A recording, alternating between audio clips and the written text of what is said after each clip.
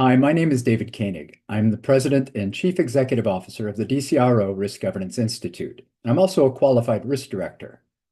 The DCRO Institute is a peer collaboration among board members and C-suite executives around the world, focused on helping organizations master the positive governance of risk-taking by continuously learning to embrace risk. I don't know of any board members or executives who describe today's business environment as anything but the most challenging they've ever faced. But risk-taking, even in an environment like this, is essential for our survival. Our mission is to equip leaders and board members with the skills and knowledge they need to navigate the complexities of this age of strategy disruption. Technology is a significant factor disrupting strategy, even geopolitics. We're proud to have credential holders serving on boards in over 60 countries on 6 continents. We're united by a shared commitment to advancing risk governance practices. Which brings me to today's talk. In this age of strategy disruption, we find ourselves at the intersection of innovation, threat, and corporate responsibility, a crossroads where disruptions from deep tech and ensuing technological and strategic change are no longer distant possibilities, but a present reality. From artificial intelligence to quantum computing, from bioengineering to blockchain, these innovations are rapidly transforming industries and societies, and it's not going to stop there. As board members, we have a unique responsibility to not only understand these technologies, but also to ensure their adoption aligns with the values of our organizations, the needs of our communities, and the ethical standards that define our collective future. We need to know them to fulfill our stated purpose, and to do so in value-creating ways. That's a minimum requirement in our duty of care. Let's start with why deep tech matters. Unlike traditional technologies that optimize existing processes, deep tech has the potential to reshape entire industries and create new ones from the ground up. In fact, that's happening right now in so many places you've yet to see. It's disruptive, it's transformative, and it operates on a scale that challenges conventional governance structures. For boards, the challenge is twofold. First, to recognize the strategic potential deep tech offers in terms of growth, efficiency, and innovation. But second, and equally important, is understanding the responsibilities we have, ethical, regulatory, and societal, that come with this transformation. Ignoring deep tech is not an option. Boards must become active enablers of deep tech adoption while ensuring that innovation happens within responsible frameworks. This is where governance and leadership need to evolve, and it's something I've been writing about and working on for many years. Adjusting to this new reality isn't without challenges. The first challenge is knowledge. Deep tech is complex. It requires a nuanced understanding of AI algorithms, quantum encryption, bioengineering advances, and more. For many boards, there's a knowledge gap that needs to be addressed through education and engagement. Boards must invest in continuous learning, whether through workshops, expert advisors, or dedicated technology committees, because staying ahead of deep tech is essential for informed decision-making and risk-taking. Along with this knowledge comes a need to deeply understand how risks amplify, what social drivers, lack of knowledge, and the fear that innovations or change will hurt us need to be addressed with those who depend on us or will be impacted by our actions. The second challenge is agility. Traditional governance structures are often slow to adapt, but deep tech moves fast. Boards must rethink their approaches to risk management, oversight, and strategic planning. The pace of deep tech innovation requires a mindset shift from risk avoidance to risk navigation, where experimentation and adaptation are embraced within a strong governance framework.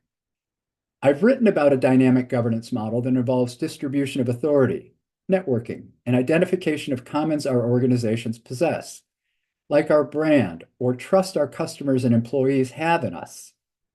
Back in 2010, this concept was chosen as one of the winners of the first M Prize for management innovation in the area of reinventing leadership. In 2012, my first book was published called Governance Reimagined: Organizational Design, Risk, and Value Creation. It develops this model out fully. It's since been translated into multiple languages, and I've provided a PDF of the 10th anniversary edition of this book for you to use. This model is the one required to survive and thrive in today's age of strategy disruption. It's agile, it embraces risk, it recognizes that we are dependent on many, not just ourselves, and that's an essential awareness when building out deep tech responsibly. Which brings me to a third challenge, ethics and regulation. Deep tech brings complex ethical questions about data privacy, human capital, AI bias, genetic modification, and the potential misuse or underuse of new technologies. Boards must be proactive in ensuring that their organizations adopt these technologies responsibly, but also need to recognize their incredible power. This means not only setting high internal ethical standards and fostering transparency across all levels of the organization, but participating in the development of inevitable regulatory frameworks. This brings me to a delicate and highly challenging point, deep tech diplomacy. As deep tech becomes more pervasive, the role of boards is not just within the confines of their companies. As I write about in my most recent book, boundaries are disappearing, and when we look for them in traditional ways, we suffer a blindness that could bring about our corporate demise. Boards must engage in a broader dialogue with governments, regulators, and international organizations to be active participants in shaping the regulatory frameworks and ethical guidelines that will govern the use of these technologies globally. This requires a new level of engagement across sectors and borders, ensuring that the deployment of deep tech is responsible, inclusive, and sustainable. Deep tech diplomacy is also about creating alliances with other companies and industries, sharing best practices, and collectively addressing the ethical and societal implications of these technologies. As stewards of organizational values, boards must lead the charge in fostering trust between stakeholders, building credibility, and ensuring transparency in how deep tech is deployed.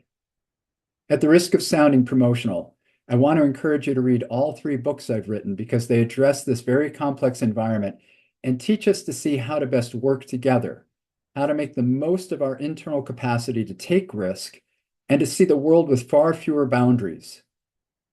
Political boundaries will likely always be with us. Deep tech doesn't care. Since deep tech is going to be a part of your hopeful corporate future, you, as a board member, need to begin to see across such boundaries or even see things that have no boundaries, complex systems that are only visible if you know how to look for them. In closing, the future of deep tech is filled with potential, but also with responsibility. As board members, you're the stewards of this future. You have the opportunity to guide your organizations through this transformative era, ensuring not only that deep tech is embraced, but that it's embraced responsibly, ethically, and with a vision for the long-term good. This will require knowledge, agility, and above all, leadership. But by adjusting our governance frameworks to be networked and distributive, by seeing the commons inside and outside of our corporate boundaries, by seeing the emergence of these complex systems, we can engage in deep tech diplomacy internally and externally, committing to responsible, value-creating adoption. And we can do our best to ensure that this era of innovation and this age of strategy disruption benefit our companies, our communities, and the world at large. Thank you.